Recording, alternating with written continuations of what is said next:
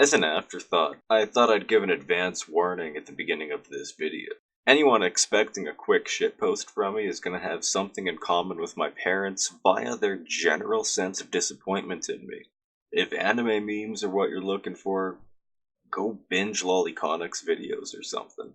As for what this video is, if you've ever looked up a recipe online and had to scroll through like 10 pages of blog posts before you got to the actual recipe, yeah, that's what this is. So if that doesn't interest you, I'm saving you the time. Just go do something else. In a couple of weeks, the Abigail banner will be hitting FGO NA. And for the last month, I've been preparing for it. Not by grinding materials or by saving saint wards, but by developing a catalyst like a paranoid idiot. Whenever there's a banner I've been looking forward to for a couple years, I like to prepare a catalyst to commemorate the occasion. And ever since the Xion banner, I've made a tradition of making my catalyst an alcoholic beverage whenever possible. Of course, with the Xion banner, I just bought a fuckload of sake and got hammered.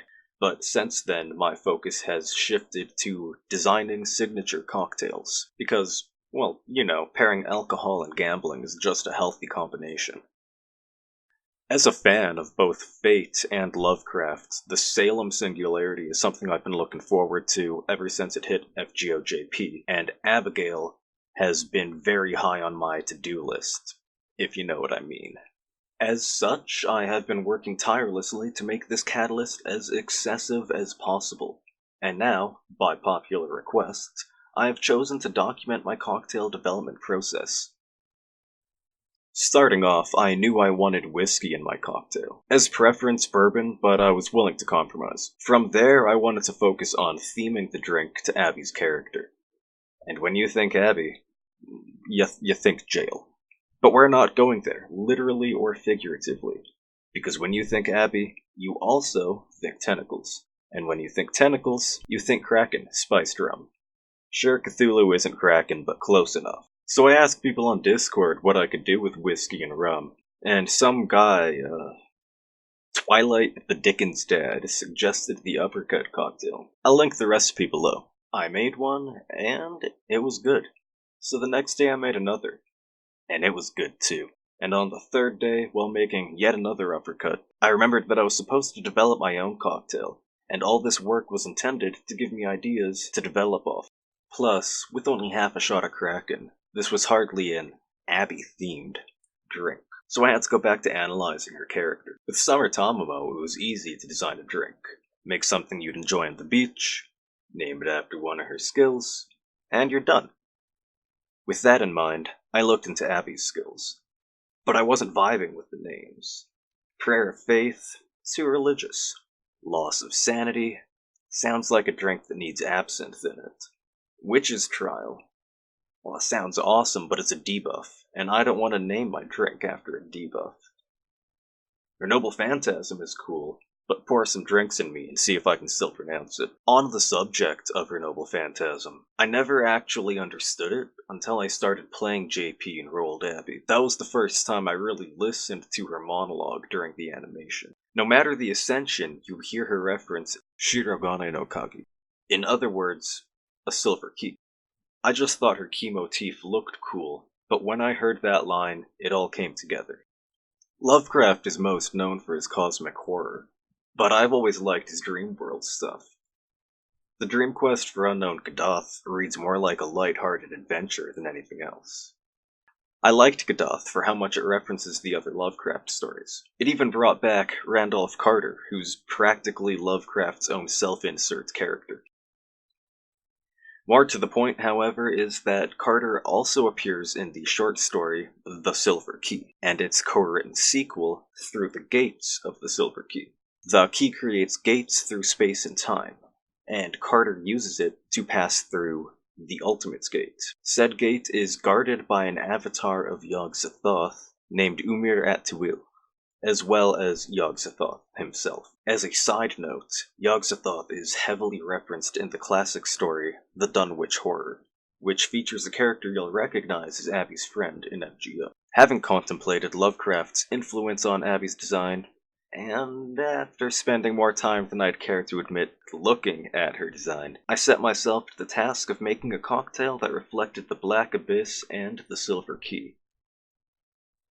But I can't exactly call my cocktail the Silver Key, unless I can make it silver. I work with edible paints and powders that are used in cake decorating, and thought maybe one of these would work in a drink. So I spent an hour or two on Google, researching pictures of Abigail. Then I refocused and searched for edible lusters used in cocktails. I found a couple brands that are meant specifically for alcohol and ordered some in silver. Sadly, no amount of this mysterious pixie dust could overcome the natural color of the uppercut cocktail. I even experimented with the powder with a gin and Sprite and a blue curacao. In theory, I could make a clear version of the uppercut if I used something like Pepsi Crystal for the cola reduction, substituted a bourbon for a white rye, and used white rum instead of Kraken. But what's the point if I'm not using Kraken? It's dark as the abyss, it's got tentacles on it, it's basically Abby juice. Kraken has to go in. I didn't even bother checking if the powder looked good in a clear drink, and tried to come up with a way to make Kraken clear. I remember seeing a recipe for a clarified milk punch, which I figured could use Kraken while still being virtually colorless. I could make an entire video about the process, but y'all can just Google it. In the end, I put too much lemon in my punch. At this point, I'm either going to make a new batch before the banner, or I'm going to have to make some kind of whiskey sour with it. Which is what I've opted to do for now. In the meantime, I did buy a white rye, but I also bought 100 grams of dried butterfly pea flowers. These are usually used to add a rich purple color to things like tea. So a couple dried flowers, 1 cup of white rye, and in a few hours I'd made purple whiskey. I still had to think of a way to make that silver luster really pop. If I can't use something with a translucent color, and I can't use something clear, why not make the drink black? And I mean really black. Not cola black, not navy rum black, but charcoal black. So I bought some activated charcoal while I was at it. It's made with virgin carbon. Yeah, not even Chad carbon, it's fucking virgin carbon. So I ended up with about 1 liter of the clarified milk punch. It's got 1 cup of Kraken spiced rum, 2 cups of black tea, 1 cup of lemon juice, which was way too much, and about 1 cup of homogenized milk. You're gonna need to use homogenized milk if you make something like this, because it's the high fat content that's crucial to the recipe. After that, I've got my purple whiskey, which I made using a white rye, and just a handful of dried butterfly pea flowers. You just chuck all that into a jar, give it a shake, and let it sit for a couple hours. If you want to save flowers, you could probably use half as much as I did and just give it more time. My final version of this cocktail is going to need a lot more silver than what I put in. If you're not sure how much you need, and if you're not sure you put enough in, give it a stir and see how shiny it is, and if it's not the desired effect, just keep adding more. You can't have too much. Just keep piling it on. The original recipe for the uppercut cocktail required a highly specialized Italian version of vermouth. Most Italian vermouths are going to be a rosso, a red vermouth, it's sweet vermouth, but this one has a particular bitter undertone to it. If you can't find it, like I couldn't, a good substitute is going to be 2 parts red vermouth, 1 part Campari. That being said, for the uppercut you need such a small amount that it's going to work out to about 2 teaspoons of red vermouth and 1 teaspoon of Campari. The uppercut cocktail only requires half an ounce of the cola concentrate, but this is for Abby, we gotta make it more sweet. So I'm doubling it up and I'm putting 1 ounce. If you look closely, you'll see I left a silver fingerprint on the glass after handling all that dust. That shit gets everywhere. Like, my hands by the end of it looked like I was fingering Tinkerbell. But I'm definitely going to be doubling, if not tripling, the amount of silver luster I put in the final version.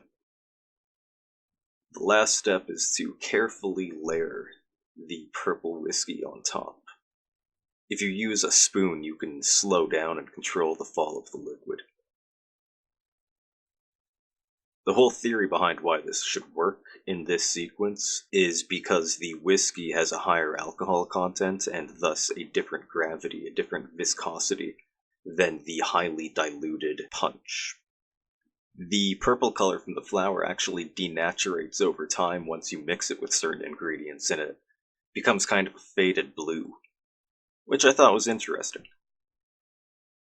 So for what I plan to do differently next time, first off, I forgot to add bitters. I'll probably use an orange bitters, and maybe something smoky on top of that. Next time I'm going to use less charcoal as well. It was fine until the last mouthful, but then it gets a bit gritty. I'm already down to 1/8 of a teaspoon, so I'm going to be going pretty fucking small on the charcoal. The cola wasn't cutting it, so I might try to sweeten it with something else. And I also want to round out the mouthfeel, make it more smooth and creamy. Either I'll top it with a frothed egg white, or I'll add in something like amaretto or triple sec. Maybe even both.